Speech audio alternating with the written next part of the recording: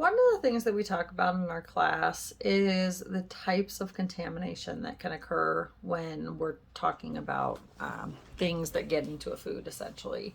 And so, one of the things that you would potentially need to know for a certified food protection manager exam is you're going to need to know how food is classified in terms of the type of contamination that can occur.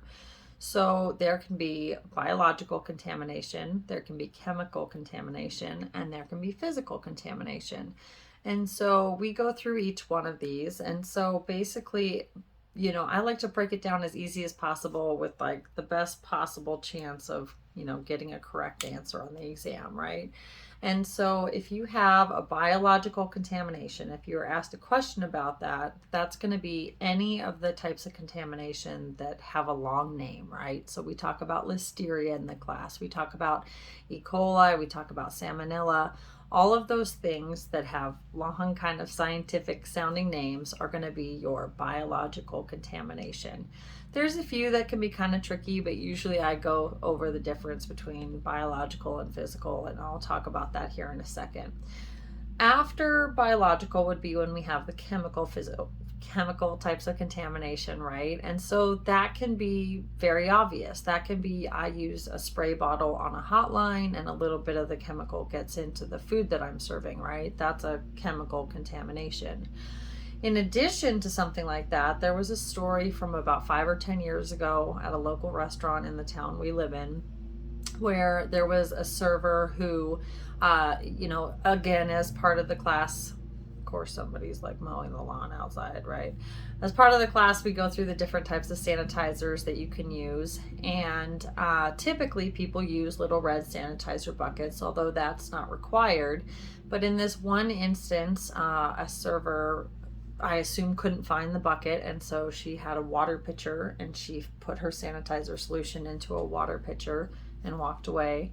Another server came by and served the bleach solution to a guest, right? So that's a very egregious version of a chemical contamination.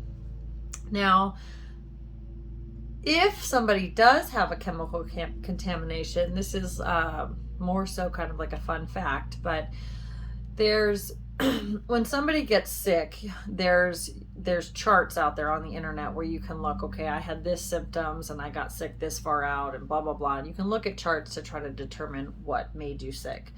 And most people think it's the last thing I ate. I mean, I myself, it's like if I ate minestrone soup and then I spewed it all over the place, I probably never want to eat minestrone soup again. And it was definitely the minestrone soup's fault, right? That's just how we are. I get it. But it's typically not the last thing you ate. It can be something that you ate 6 weeks ago, believe it or not, which I still think is crazy to this day. But the one thing that does make you very sick within like 30 minutes is if a chemical contamination. So if you consume a chemical, you would get sick very quick.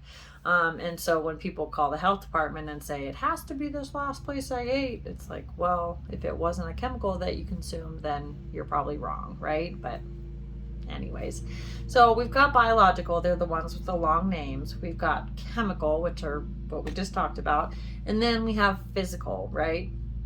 And so physical is just pretty much as easy as the other ones. If you have a physical contamination, the way that I like to explain it is that it's anything that you eat that hurts your mouth or your body, whether it's supposed to be in the food or it's not supposed to be in the food. So it could be a cherry pit in a cherry pie, it could be a metal shaving in a can, it could be a bone in a fillet of fish, right? If you bite into it and it hurts you, that's a physical contamination. I always like to throw my husband under the bus because if you believe in the law of attraction, which if you do, you do. If you don't, you don't. But I swear he was like attracting physical contaminants into his body for the longest time, because when I very first became a health inspector, we were eating at a pizza place. I love pizza, so I always talk about pizza places. And I was the health inspector for the facility. They didn't know me, the servers didn't know that, but I was. And we were eating pizza in the restaurant, just the two of us before kids. And Zach bit into something and said, ow. And I distinctively remember thinking, what is it now, you big baby? Because he just kept getting these silly things in his food, and I'm a jerk of a wife, right? I kid you not, he pulled a screw out of his mouth. There was a screw in our pizza, and I was a health inspector for that facility. So we brought it up to the server. We weren't exactly satisfied with his level of concern over the screw in the pizza. Fortunately, Zach was okay. He didn't swallow the screw.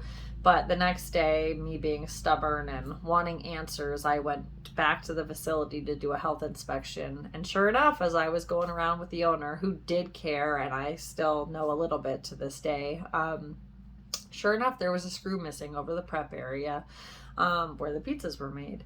So that is a definitive physical contamination, obviously. And so to summarize, we had biological with long names, we had chemical, which was drinking bleach water, and then we have physical, which would be consuming a screw or almost consuming a screw.